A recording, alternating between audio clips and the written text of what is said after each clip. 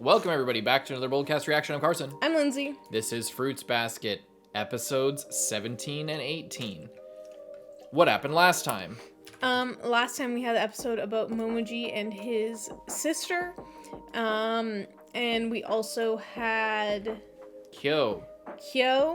And I meant Yuki. We had Yuki's parent-teacher conference. Yes, Yuki's parent-teacher conference. Iconic episode. Iconic. Ayame just being iconic. Indeed. And we're ready to see what more iconic shit happens in this episode of Fruits Basket. Leave a like, subscribe, let's go. They in Kyoto? Oh, they went on their school trip. This is like a famous area. This is in like a lot of different anime.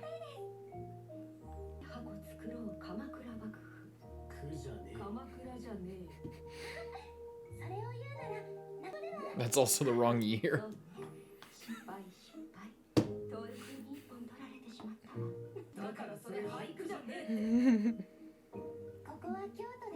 Doing lots of traveling this season. It's Kinkaku or Ginkaku, I forget. That golden castle. There's a silver castle and the golden castle, and they're the brothers in this Kinkaku and Ginkaku. Or Kinkakuji and Ginkakuji, aka Lindsay's favorite Naruto characters.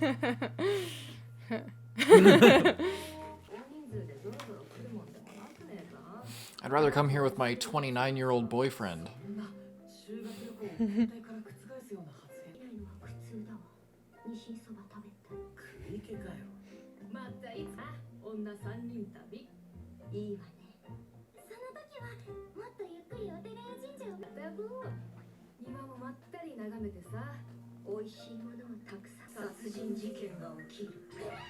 Excuse me?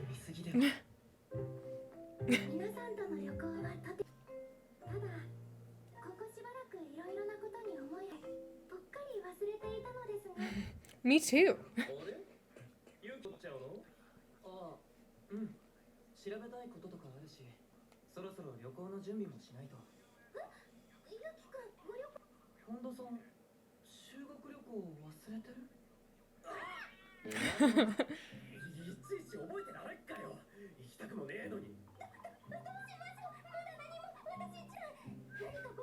Don't get anything for this guy.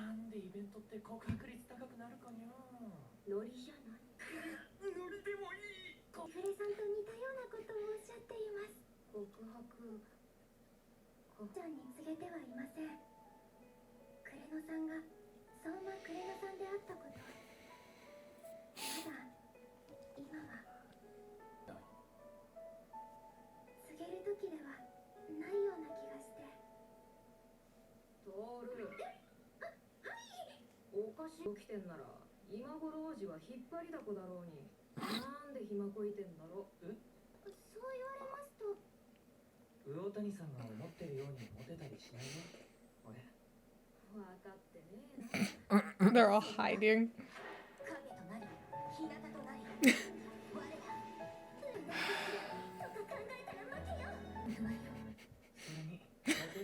It just cuts off.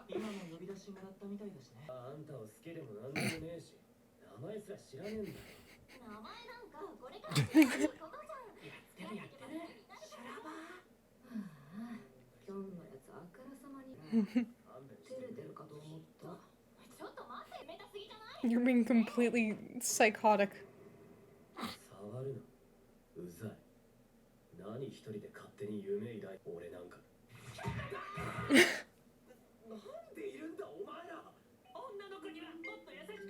No, you don't. I feel like he told her 1,000 times and she just wasn't taking no for an answer.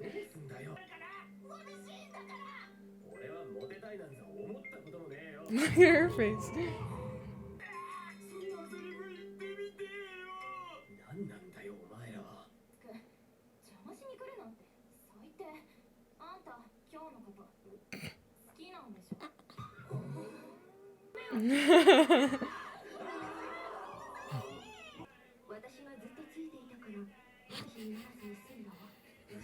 She really got food. Sorry. Oh, she did go get food.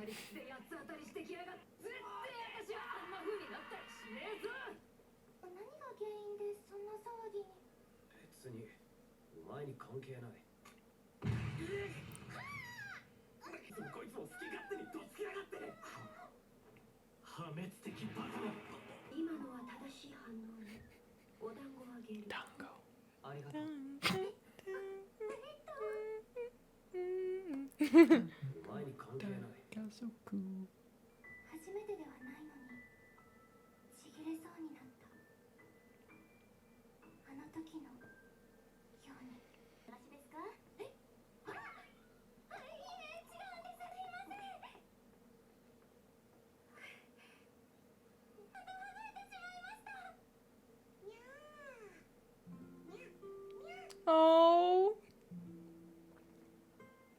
Look at how cute. Pet the cat. Why are you being mean to it?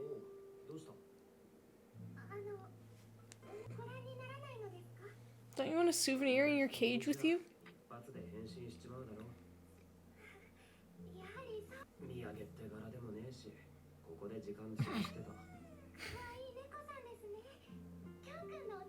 Is she trying to ask him out too?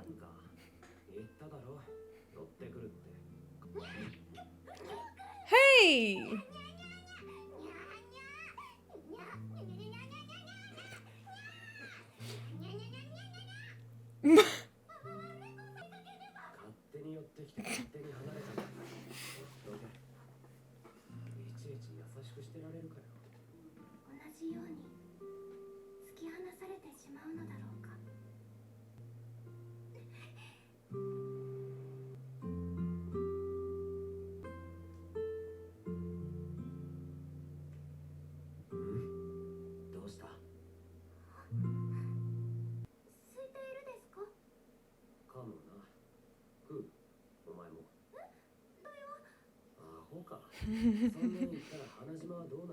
She's been eating everything.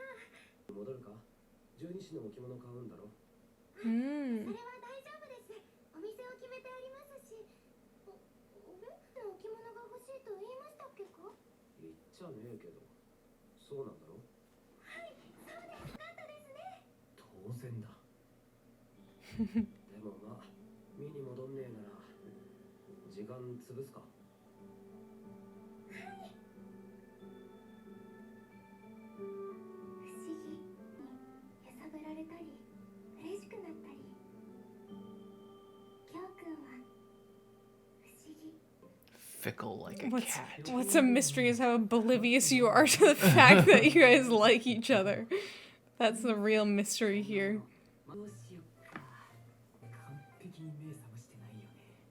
So destroyed.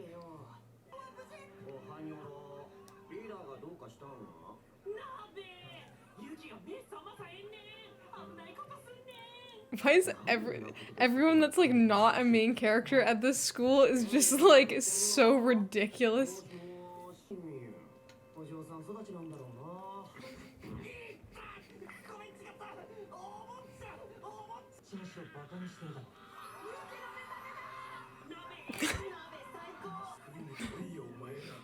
Is this supposed to be the teacher? The teacher's just like, I don't get paid enough for this.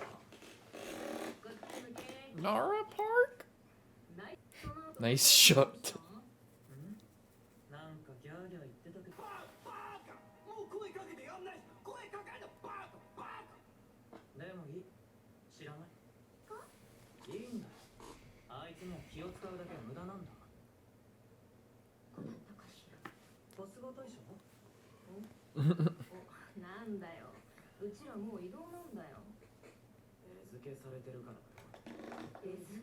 Why would I do that?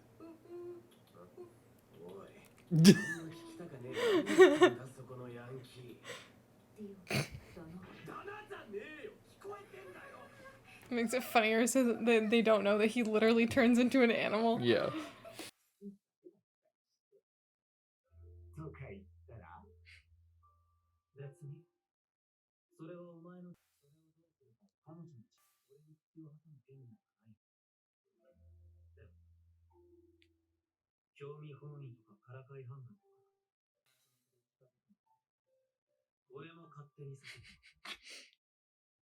I will not hesitate. So tiny.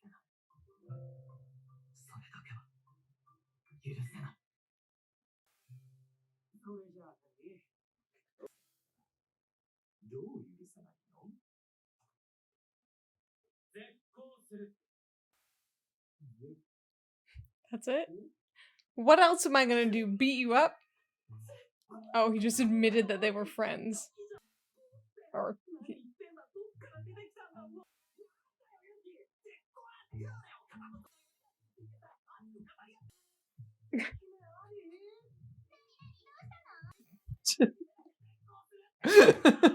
that's do you see the little disclaimer? Yeah.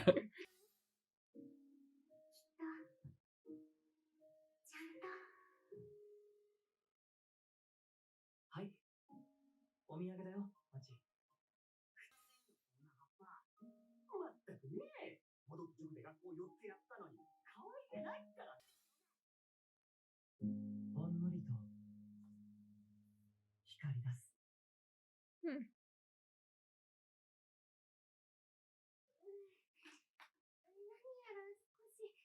All right.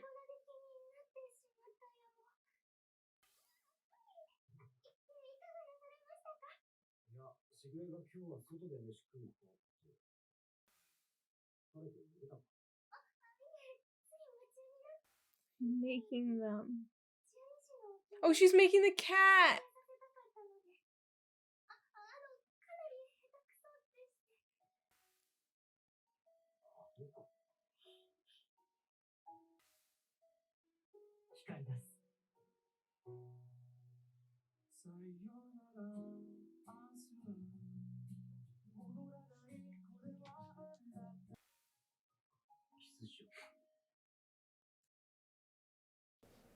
What do you think of that episode? Very nice. Nice little school trip. Get to see everyone. Get to see Kyou just being like very what's the word? Suave. Very making moves. And Tohru just has no idea what's going on as usual. And Yuki has too much of an idea what's going on as usual. And yeah, seems like he is really worried about Kyou hurting Tohru, either by him hurting her or just by the nature of him having to get locked up will hurt her regardless, you know? Right. Like if he I'm surprised he's not more mad at Kyou, like smacking her shit up. Like Akito scratching her face was like a huge deal, but then Kyou literally almost killed her. You know, and I feel like Yuki would be, if he's like so worried about her getting hurt, I feel like he'd be more upset at that, unless he just doesn't know. I feel like he knows. Wasn't he there? Like he was like he's like, been right there, around, but, you know, like I feel like it would be pretty hard to live in the same house as somebody, watch that interaction go down, and watch Kyou like run away, and then all the aftermath, and that not be material. I mean, yeah, I don't know. I guess it's because he's now worried about him hurting her emotionally. Right. Because even though Kyou is like becoming a way better person and is really nice, if he gets all locked up, but she already likes him, then that will just be really sad, and she'll obviously be really hurt by that. I like the deer. That's nice. I like her making the little Zodiac. She went and bought them and then is making her own cat to go with it. She should have made it like in the same style as the other ones. That's what I was thinking too. tohru. It would have been easier even. Like they're just like a little like. You could have made the cat like curled up, kind of like the snake, but a cat. Yeah. Way it's all or make it all loaf. It's still very nice though. I love that. And she got her mom a souvenir. Yeah, that was cute. And are they setting up Machi and Yuki to get together? I was thinking that a few episodes ago, but I was like, I was probably thinking that not. too. Is like, is that why she's being so distant? Is so that there can be like a little bond there, so that Yuki gets something like by the end. She's like kind of like she's more similar to Yuki, and like after he's gone through his whole thing, then he can bring her out of her shell, and you know they can be together. Yeah. And she like secretly likes him the whole time, but is like too scared to make a move. Yeah, and there isn't any secret crazy thing. It's just she just likes him. And then possibly something will come from that after the whole like curse is kind of dealt with, and then he's just a normal guy, and he doesn't have all the like the baggage of his family, and he they can just be normal, and maybe not even like confirm anything. There might just be like subtly setting it up so that it's kind of open ended, possibly. Very good. Leave a like and subscribe. We'll see you guys in the next one. I'm Carson. I'm Lindsay. Bye-bye. Alrighty, episode 18.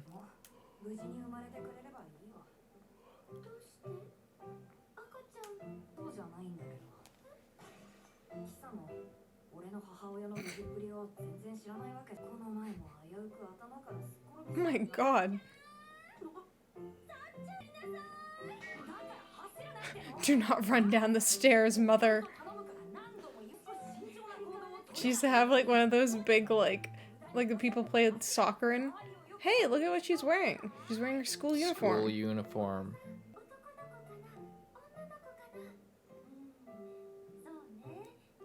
Why is she all like that? I think she's going to school. I think she's turning it around. Right. Yeah. At least neither would anyone else. Yeah.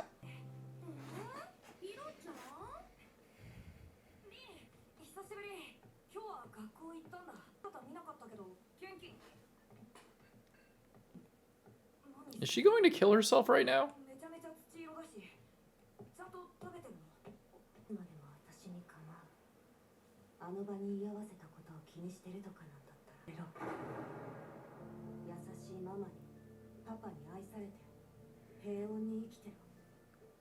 Reincorporating the baby and then showing Rin at her lowest point. Did we ever find out what that scar on her back was from? No. Was it from her parents trying to kill her or something? Yeah, maybe. We always figured it was from Akito. We always figured that's why she was in the hospital. But it looks older, but you can't really tell. Shigure didn't know.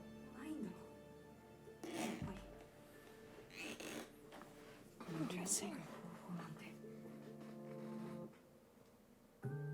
Oh, that was kind of cool how she was like walking away and then cut to this.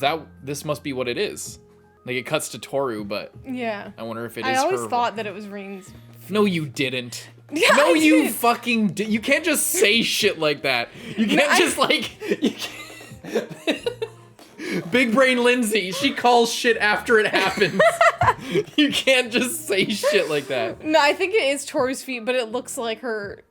It looks like her feet, but I think it's just because it's like the filter on it makes it look like the socks are black, and she's the one who wears black socks. And again, her alone in a white flowery field, wearing all black, wearing black lingerie, whatever that is. Akito's playing the whole like, trapping yourself inside to spite everyone else type thing, doing it kind of wrong. You really need to get into some fucking League of Legends or some fucking, some shit like that. Read some Tokyo Revengers, just some terrible fucking stuff to just rot your brain. What else? What else should he do to occupy his time other than just obsessing over the people around him? He should distract himself from those thoughts with media. That's a great idea. It's a way better idea. Should probably, I don't know. She started an anime reaction channel. Yeah, or fucking make some dojins about Fruits Basket or other things that you want. She's wearing the outfit.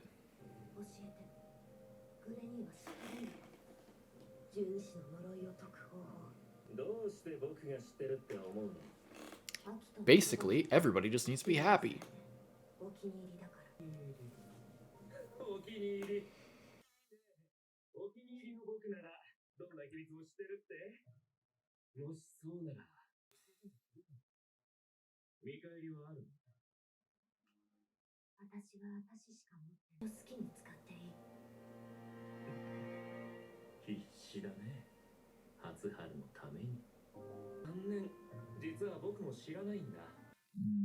So it was a bait and switch. Mm-hmm. We were right.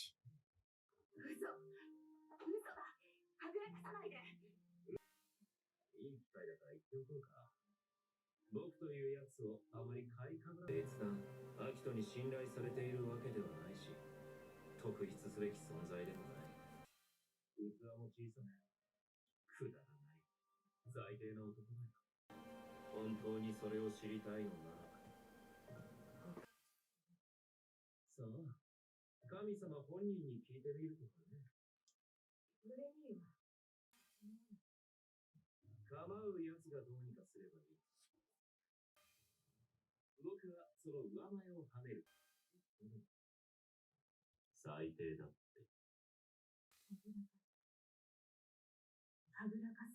feel like I want to pause and talk about all these things.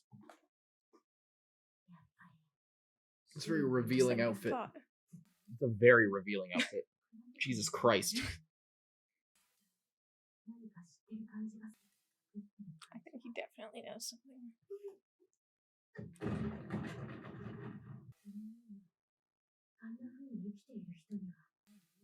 Well, it's hard to fear things when you're just like, feels like he's kind of past being afraid. Oh my god.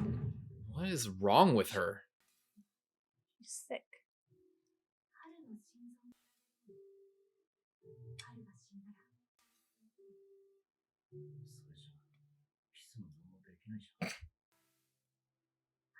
She's dead meat. This is the most death flaggy shit. What is she? Is she just... Is she pregnant? That'd be crazy. We just saw her having sex and she's all fucked up. Oh no. The gay lord himself. She's gonna die right here. No, she's not. I'm gonna go to the house. Put an end to it all, really? I really want to pause and talk about all that shit before something crazy happens. We have a lot. Oh no. Why is she so sick?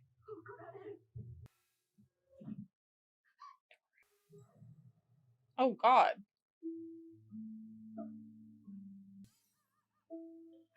Is this just an episode? She's just...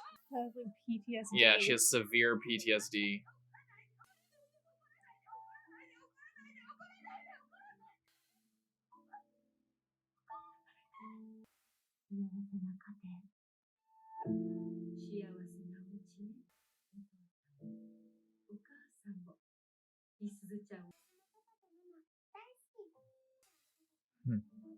But not for me. Everything's fine. When we're outside and there are people around, they tell me everything's okay. And when we get home, yeah. Look how happy we are. We're the perfect family.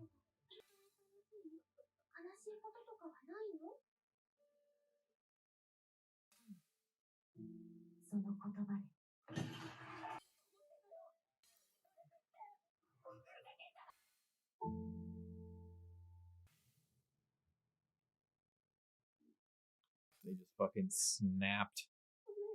They were trying to hold it together and fake it for so long, and then they just fucking lose it. She's gonna get the scar right here. Where was he?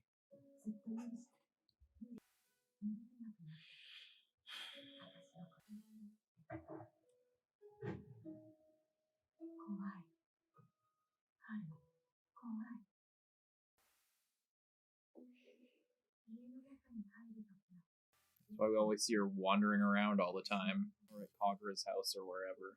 She lives at Kagura's house now. Oh yeah. What is the sick? She keeps grabbing her belly. I think she just feels sick about it. Maybe it's like how we talked about Yuki's thing and Akito's thing, how they all get physically sick. Yeah, it's like an outward representation of their situation. Wait, Shihan, like Shisho? Shisho was with him? He's going Or to no, get him. Shigure, right? Or, oh. I forget. There's multiple people. I forget if he's called Shisho Shihan. Or Shigure Shihan. Normally unseen. Yeah, Shisho. She could also just be hurt, like have damage Yeah. internally from being beaten so badly. The best fucking character in this show.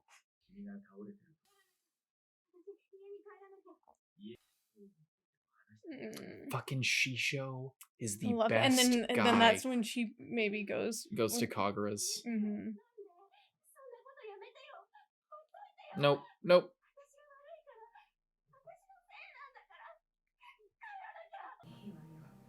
She should have gone and beat them up when they leave. I bet everyone mentioned this in the previous fucking episode or one where I was talking about Yuki's mom. But I think this is that time where you just go your own way and there's no helping.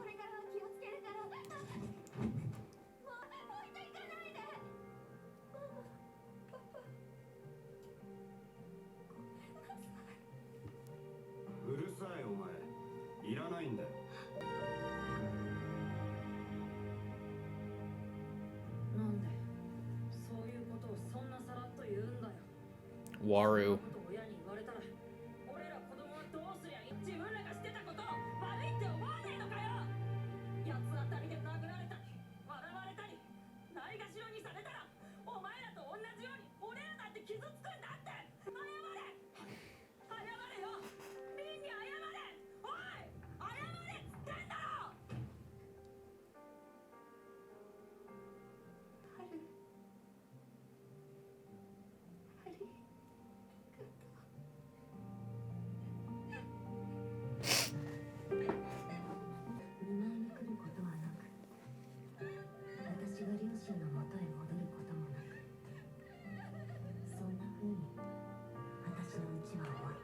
Jesus.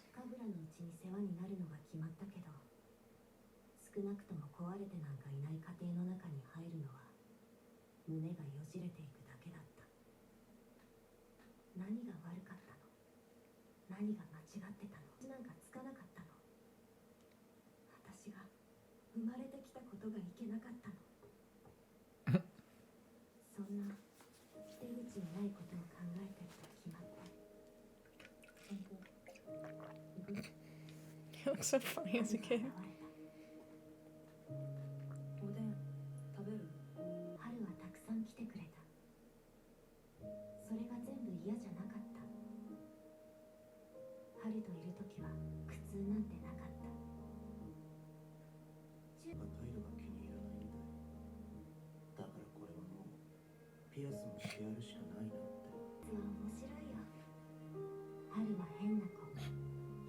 I guess that attitude is kind of what's inspiring to her. It's just like, oh, they're talking shit? Well, fuck them. You know? Because that's just natural stuff about him, like especially his hair. He keeps getting in trouble for his hair at school. Because he doesn't have normal Japanese-looking hair.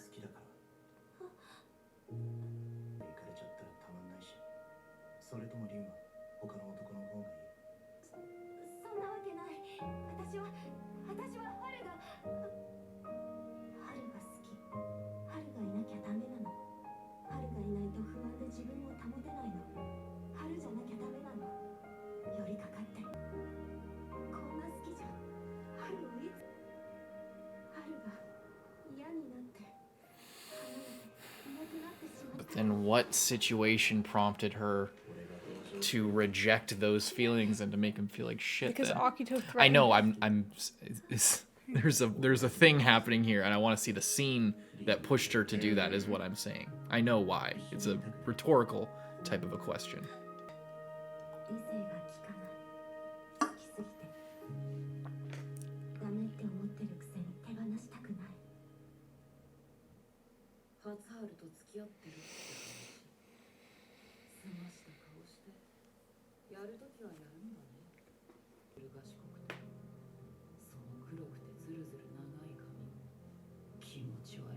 Yeah, you're just jealous.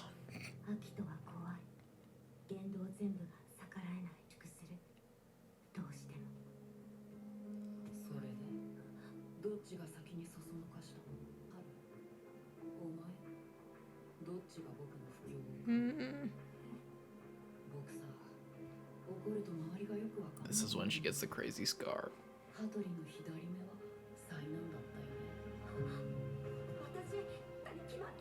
Classic woman behavior.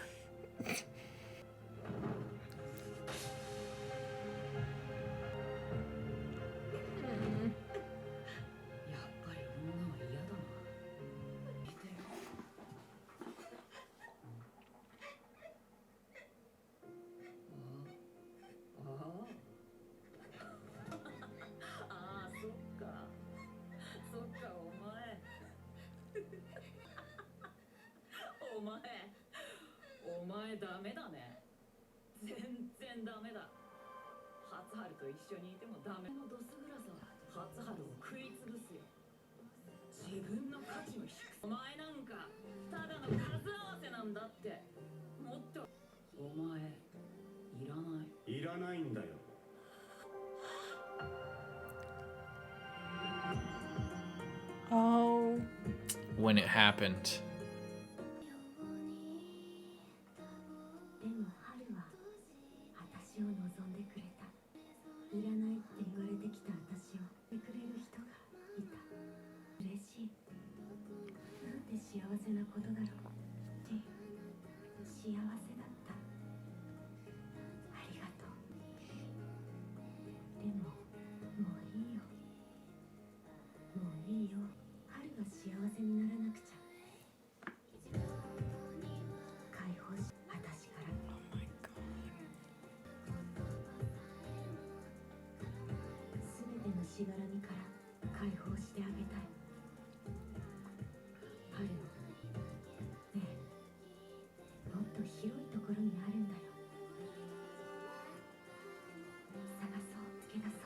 Except we know she didn't die here, obviously. Yeah.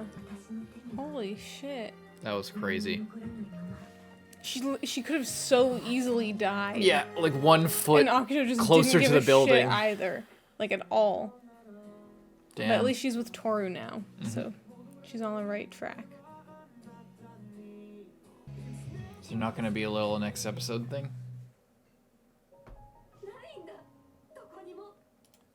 Damn. That was crazy. I thought he was gonna like hit her with something, or like some glass was gonna fall off a shelf, or that was just way crazier than I thought that it would be. Even knowing Akito, that was a psychotic move. Yeah. I really feel like there has to be some sort of like the whole traditionalist thing that we keep mentioning, or that I keep mentioning. You aren't harping on it as much as I am, but like Akito is like a super misogynist that like kills women, but like is all protective of men, and then like Haru, who is bi, is like constantly getting felt up by fucking I think okay. Akito. I really feel like they're like. I don't think that the author is like trying to say something, but I think the author is accidentally saying something. Is accidentally kind of showing what they really feel towards shit like that, which is not uncommon in like 90s manga. Sorry, here's what I was thinking about the whole Akito thing is I felt like in this episode it clicked for me kind of like why he hates women so much. Is because most of the Zodiacs are men, and he feels like a woman is the only thing that can take them away from him. Right. They can care about each other, or they can care about like a friend or whatever, but the only thing that they will prioritize fully would be like a wife or a woman. Like true love, yeah. So I think that's why he hates women so much, and like why he is trying to like kind of romantically force himself onto them is because like he feels inferior to women because he just like doesn't possess the. That's what I meant when it was like, oh, your long hair, you just like he's literally jealous. That's what we were saying with Tohru as well. Like that, it's so obvious. It's so clear. Like, yeah, that I feel like that's exactly right. Mm-hmm. And it's he's literally jealous, but it's like he's so insecure. Like his whole thing is that he's so insecure about it. And what I want to know is who is that person that we kind of forgot to talk about, that what like almost spotted Tohru when she was lurking around the Souma estate, and we like saw a hand with like purple nail polish on it. Oh, I figured that. Oh yeah, we didn't really talk about that. My first instinct is that's Akito's mom. I was thinking similar. It's Akito's and mom. That will like when she becomes, when that character it's because we saw the old lady. I think that was on purpose. When Tori was like, oh, that person, oh, these people, and then the one person who was that same older lady who was like always seemed to be sort of the queen bitch in the area. But it seems like that the purple nail polish, I think that's probably Akito's mom or the previous head of the household. Probably Akito's mom is what I'm thinking. And that's sort of seeding her character to come up when Akito gets his like redemption arc of, when things get resolved and we see, oh, Akito is just another product of this whole situation. And he can be blamed for some of the things he did, but generally speaking, what's wrong is the system and the way that everything's going about in the first place, and he can't really be faulted for that because he was a kid when he inherited this position. So who's at fault for that is his parents, and I think that's that little sliver of just like, who the fuck is Kurno talking to? I think we had the same thought at that. I just remembered it now and was like, oh, we need to talk about that because we didn't talk about it before. Yeah. And now that it's getting all in with Akito again. I also really like this encounter with Akito because I feel like it didn't do what like some of the other ones did where he like went on for like a long time. Yeah. Like it was very, and also because it was a flashback. Well, I think what makes it work for me personally is that I expect more resistance from somebody like Kyou in this situation, because these parallel situations where Akito is like really fucking with them and getting in their head and like really tearing them down. It's like even in the flashback during that scene with Kyou where they initially made the deal of you will not be confined if you beat Yuki, Kyou is like grabbing him by the collar. Yeah. So like he can be physical. He can reject in some way. We can see that they are fully within their agency to not follow what he says in multiple different circumstances, near or far. So for Kyou, who is characteristically who characteristically rejects the will of others, and whether it's projection or overstating, like deep down he really wants to be connected, but on the outside he's like pushing things away. He still constantly pushes people and things away and runs from things, etc., even things that he wants to be a part of, like Tohru. Like he would constantly do that. So for him to sit in a room while Akito is like dressing him down and to be just completely drinking it in and not having his response is just to be frozen, to me felt like against his character, not because like the things that Akito was saying weren't impactful or like cut deep or whatever. I expect him to feel something from what Akito says, because even if Akito's power is like, you could question it or whatever, it's still like he's still talking about his parents, he's talking about his mom killing himself, he's saying all this fucked up shit. But for Kyou and everything we know about his character to show no resistance other than stop saying that, just be frozen in place, felt a little bit weird to me, considering the fact that we know that he can and has rejected Akito and what he's saying and rejected other people and run away from situations. For him to just sit there didn't really track with me personally. With RIN, with the way that this was all set up, with the way that we saw her relationship with her parents, feeling really confused, feeling this like, like they acted like they loved me for so long until I said one thing and then they just completely snapped and fucking dropped the illusion entirely. And this whole like acting like they love me outside and then behind closed doors beating the shit out of me. This I could see her based on the character that was just set up and how we see that she constantly runs away from confrontation but also can freeze up. Like we've seen that response from her. So in this situation, to see how she acts this way and that she's like, it feels a lot more impactful, and Akito doing what he's doing, hitting her first of all and pushing her around and shit. And it feels a lot more congruent with what has been set up with her character, with the rules of engagement of the situation, both emotionally and in terms of the status difference of their positions, etc., etc. This has things that are that to me were missing with the Kyou encounter, whereas the Kyou encounter was to me felt like a very functional sort of like, this is their relationship, audience, just so you know, this is how the things are, and it has to play out this way because this is their relationship and this is what the story is trying to say. Whereas what we had learned about the way we had understood Kyou and the way that we understood their his relationship to the Souma clan and et cetera, it was more like giving information about their deal and about their relationship and stuff like that, rather than Kyou reacting in a way, like, even if he didn't fully run away, but like, you know, just standing there completely frozen and shocked, as if, you know, he hadn't been thinking about those things constantly. When he had to confront his trauma before, I'm almost done. When he had to confront his trauma before, when Shigure brought it up to like challenge him or whatever, he like ran away instantly. And I get Akito's different. Again, that's the point of the scene, was to illustrate the relationship and to set things up. But there are things in this one that made it way more believable to me, and made me respect sort of that power imbalance that is clear now at this point of the story. It felt a lot more. It felt a lot less like I had to just like, oh well, it's, you know, this is just what's happening, right? It also, I think this episode made Akito in this moment seem much more threatening because we just see how she got abused by her parents, and then we see the moment that he realizes, like, oh, I'm like getting to you this way. Yeah, you there's like a two-way street happening. It's like she gets terrified, and then he's just like, oh, you're terrified because of these other experiences. It's like she reacts a certain way. I don't even barely have to do anything.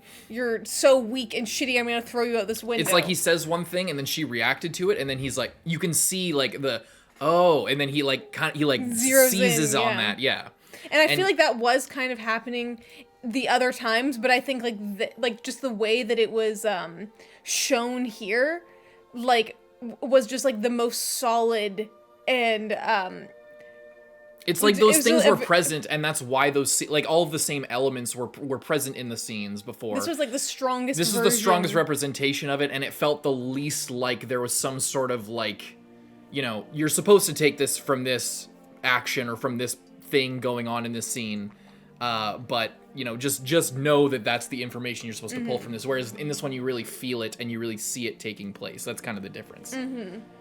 And we also found out that Shigure didn't do anything with RIN, which confirmed. Which at first seems like they definitely did, and then as time went on, it seems like started to seem like it was kind of a fake out, and then it turns out that it was, and Shigure basically he still didn't really reveal too much of his plan, other than what we've been saying. His plan is basically just to let other people facilitate other people trying to break the curse. Yeah. Well, he just gets to. He's basically using. Yeah. He's like testing the bound. He's like forcing everybody to like stand for what they believe in. That's literally it. I don't think that they're, you know. And part of me makes me.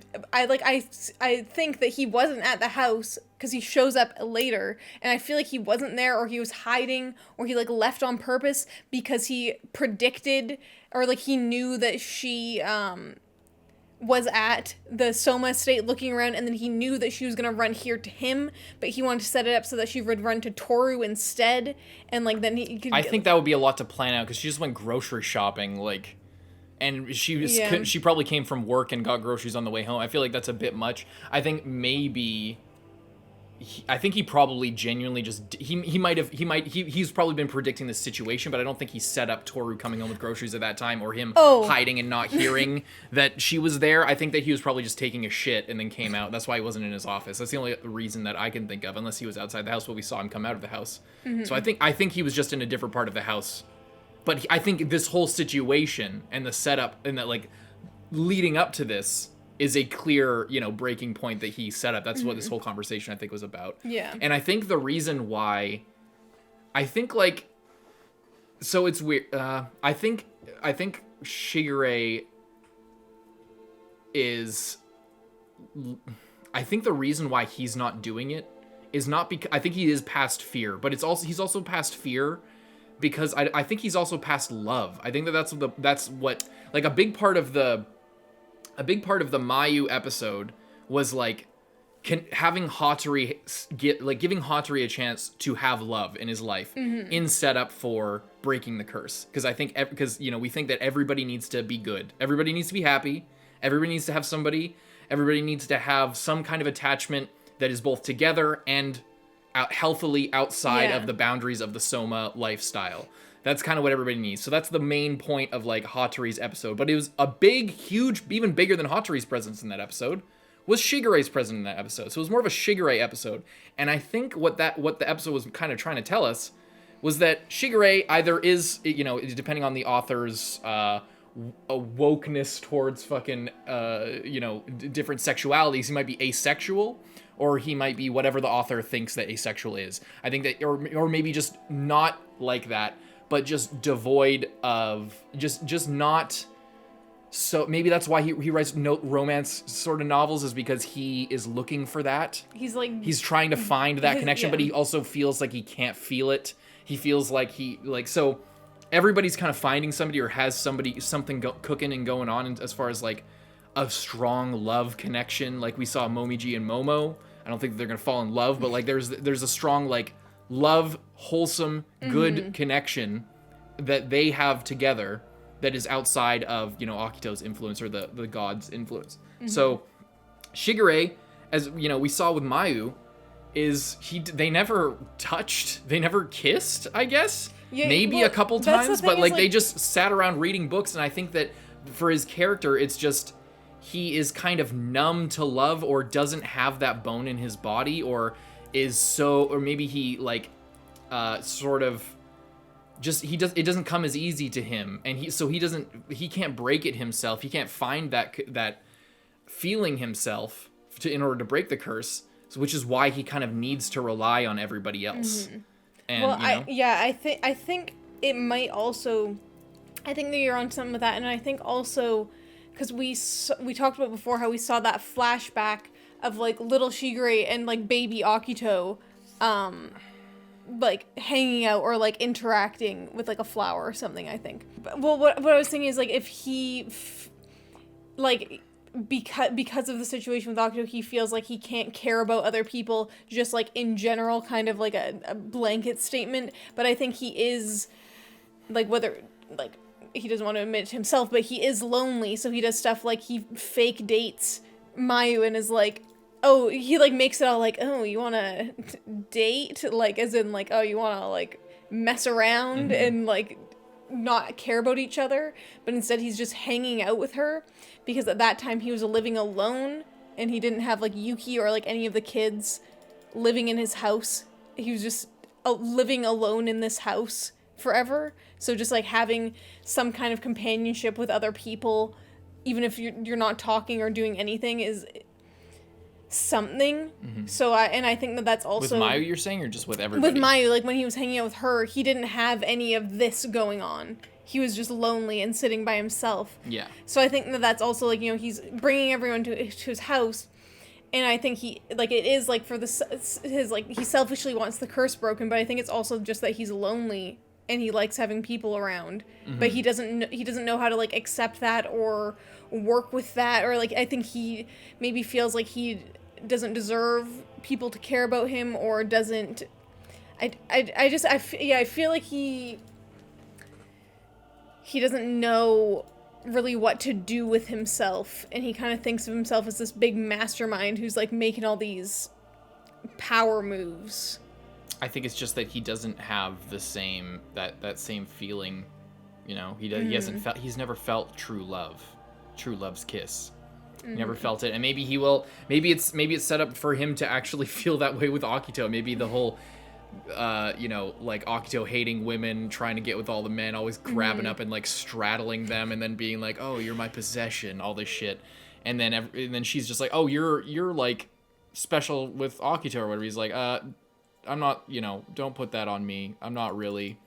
But maybe he does. Maybe that's like I doubt it. Honestly, I kind of doubt it. But like maybe one interpretation is like that's kind of where that might be where it's going. Maybe his special person will be Akito once Akito is sort of, if Akito like kind of stops being a piece of shit, you know, like maybe that's what it is. I'm always harping on like the gay stuff, but it like I'm not the kind of person who just like pulls that out of thin air. In most stories, I kind of consider it in some ways if there's something there, but like in this show, I really feel like there's like a lot about, because it's about relationships and it's about like, and there's teasing of it in some places because it's like a shoujo manga.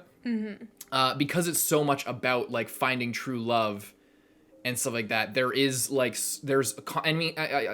not inventing Akito straddling people. I'm not inventing Akito or Ayame clearly being like a flamboyant fucking seamster, like all obsessed with outfits. All the men to fuck him. Yeah, literally. Of other people. Yeah, like I feel like some people have been pushing back in comments and shit about like, why does he always bring up the fucking, the stuff about like gender roles and like the female place in the household, or like Tohru being like the ideal wife figure or whatever, and like acting like a wife. That's not some part of the story at all. I feel like a lot of people view the story through their own life. Like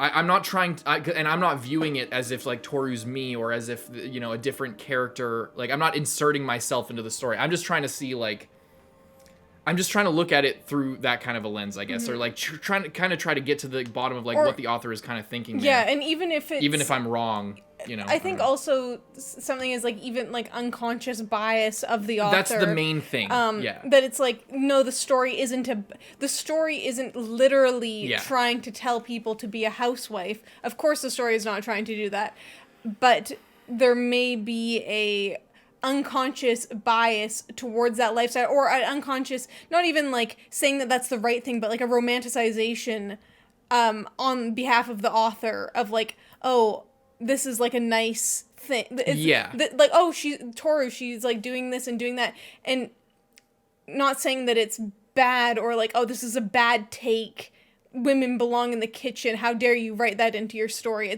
It's not really like caring about it either way. It's just analyzing what the author might be thinking, or just picking up on the themes that are like kind of reoccurring in the story. And there is in this story, I think, a big theme of like, embracing femininity, because the villain is literally the most misogynistic person that has ever existed in the world. Yeah.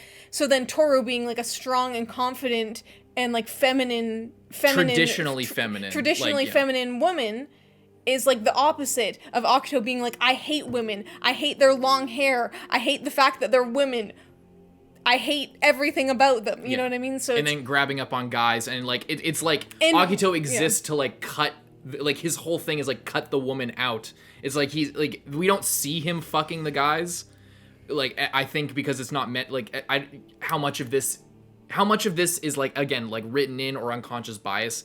I'm not trying to make a judgment on that, but it's like there's so much that to me that's it feels very clear to me, is all I'm saying. Like all of these things, like it feels very clear that there's some kind of, there's the author feels or thinks some type of way about all of these things. It might not be that deep, but like it's the fact, it's like Toru's one thing, the main antagonist is the opposite, and you can read into either, and like, what would the opposite of Akito be? Say Tohru doesn't exist. It's like, we got a misogynist who fucking is always grabbing up on guys, who is always talking about possessions. It would be somebody who, always talking about, I am the leader, I'm the god of these people. It would be someone who wants to give and to help. Yeah. And is just a woman because he hates women. Yeah. So like if you take out one component and examine the opposite of one of them, you get the other half, and that's kind of the point. So then there's a value proposition, by the fact that two of them are at odds. And one of them is the protagonist, one is the antagonist. If you analyze that, there's sort of a meaning that comes through the relationship between those two things, and one being good and one being bad, one being something to overcome and one being, you know, the way forward, and represented as and rewarded as good, and like when things are going good, things are this way. So like, yeah, I don't know. I guess I've just seen people like really question whether, like, I might be talking about it too much, but to me it's a very interesting aspect of the story, and it's a lot more interesting than just, oh, they're so cute together. You know, oh, what if that was every discussion? Oh my god, they're so cute together, these two characters. Oh my god, that's so sad they can't be together. Is that more interest? Like, to me, that's way less interesting than analyzing like what the author was thinking, and you know, trying to come up with, you know, how they came to this conclusion. Why are things written this way? Why are things, you know, presented this way? I don't know. To me, that's way more interesting. So, aside from all of that, back to what actually is going on. Shigure, I think Shigure is probably, like, I think he is being a little bit sneaky, but I think that a part of him kind of, if he could, I think he would, like, I don't know if he would choose based on who he is now and the life he lives now. But I think deep inside, I think if he could love, he would. I think that if he could break it himself, he would. I just feel like he doesn't feel that way. And maybe he will for Akito. Or maybe and not necessarily even in a romantic way, because as we talked about with Momo and Momiji, how like they love each other in like a sibling-y way, and based on what we saw of Shigure and Akito in the past, it could have been like a bit like the impression that I got was that Akito could have looked up to him as like a big brother kind of figure, and then something happened along the way. I'm not really sure. Yeah. But, yeah, and also the tease with potentially Akito's mom is interesting as well. And, like, I wonder if we're gonna potentially see. Also, Akito's Shisho, again, just Shisho being fucking literally a god. The best person in the entire world. Complete fucking badass. In every situation. Like, why did any of these people even get custody of their children? They all should have gone to Shisho. He should have had them all. Why isn't he the god? Well, that's why isn't he Akito's position? Exactly. I don't get it. Because I guess he's related to the cat. He probably writes you out of that one. How is that fucking decided? Because, like, is it literally nepotism? It must be, because there's no other way. Then what about Yuki? Are Yuki and fucking Akito actually really related? Because apparently because Yuki's mom was like, oh, he's gonna be, you know, one of the leaders of the clan someday. I wonder. Here's the thing. I wonder if Akito's mom is very similar to Yuki's mom in the same way that, like, because like we're talking about like where, or like both of Akito's parents even potentially, but like because we kept talking about like where is he like getting this from? Where is he getting this attitude from? Yeah. And so Yuki's mom is like, oh, my kid is being favored, so I'm gonna like exploit him essentially. And what if a very similar thing was happening with Akito's parents, where they were like, oh, now I have a good social standing because my kid is like the god of these zodiacs, and I get to live in this fancy house and like live this lavish lifestyle because my child is being exploited as being forced to be the head of this family. You know what I mean? But like in a different way, like similar but different. And I wonder if like I'm thinking that could be interesting for like the sake of potentially mending a relationship in the future between Yuki and Akito. Yeah. If it's this inherited thing from their parents who are like constantly quarreling, you know? Like maybe their moms are sisters, and Akito's mom is like the older sister, and they're part of like the branch family or whatever, like the secondary line, because she was. What if they're twins? What if their parents are twins, and that's why Yuki and Akito look so much alike? Is because their parents are twins? Because like we talked about originally, like if you imagine a world where we talked about this a few episodes ago, people who watch the discussion probably remember, but maybe people who are watching this one and didn't watch the other one.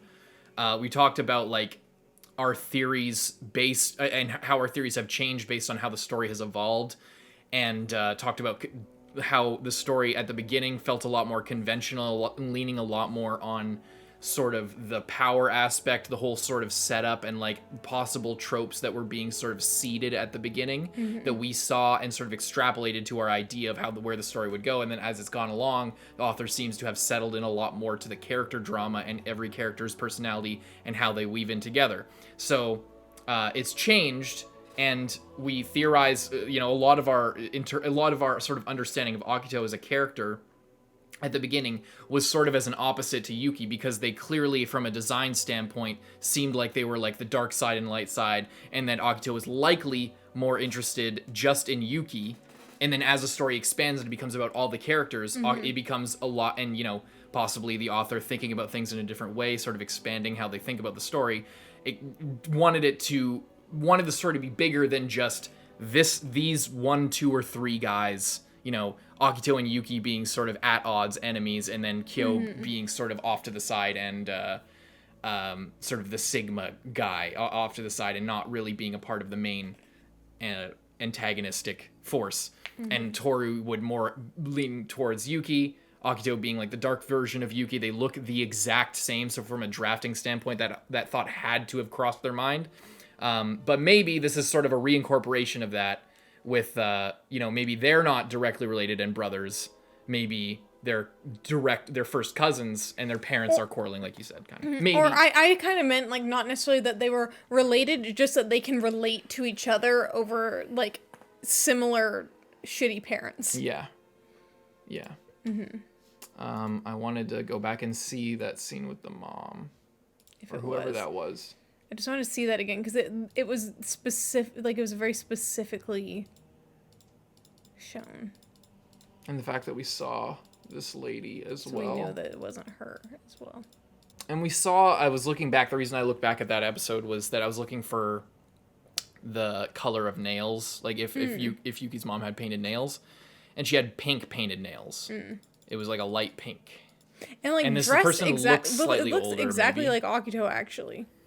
Weirdly. Yeah. Dressed the same, anyway.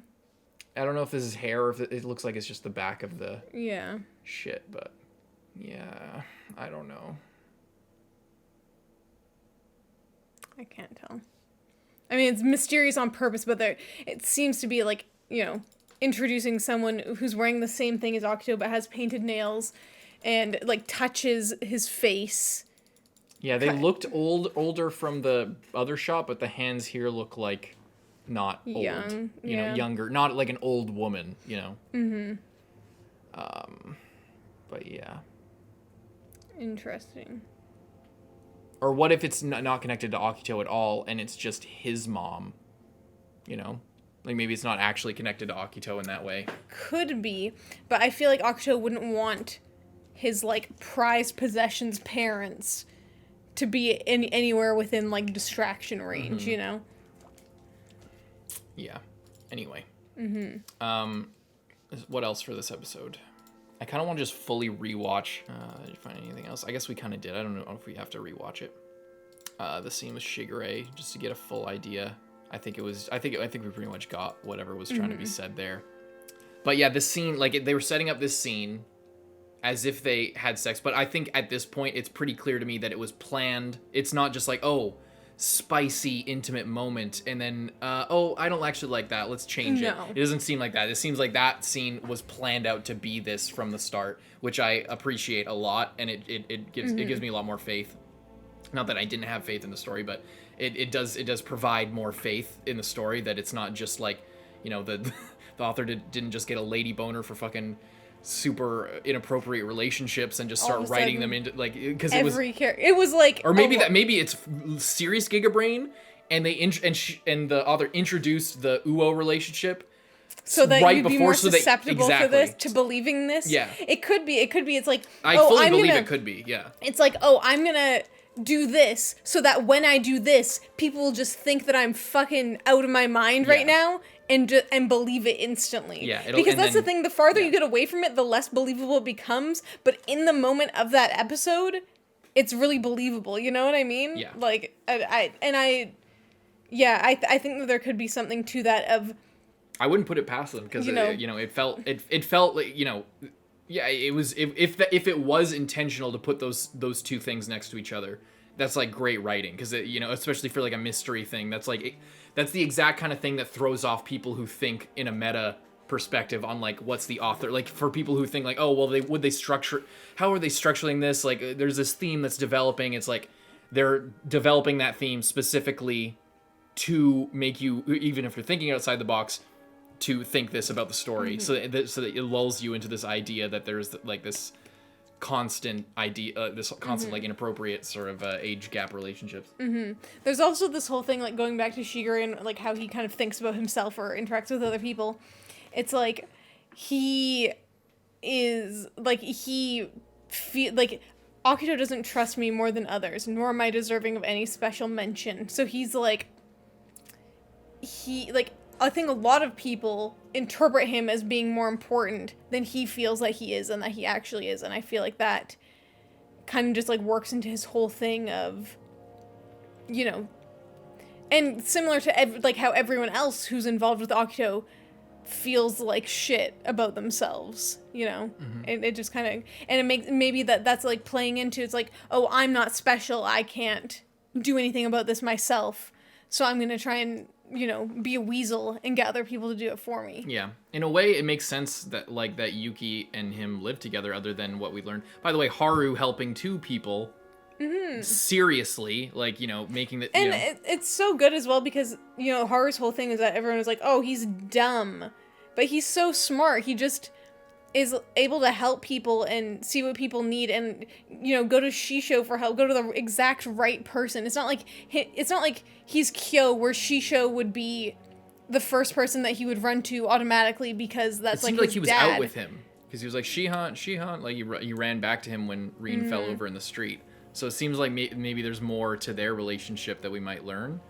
But what I was also going to say was that, like, Shigure seems to be exhibiting a lot of like what Yuki is currently getting over in his whole arc of feeling sort of unimportant and feeling like he doesn't matter, or that like his feelings don't matter, or that he doesn't have, like how Yuki's mom said, like, you don't even have any opinions. Yeah. It's like, how the fuck would you know? But it's the same thing here where he sort of believes that.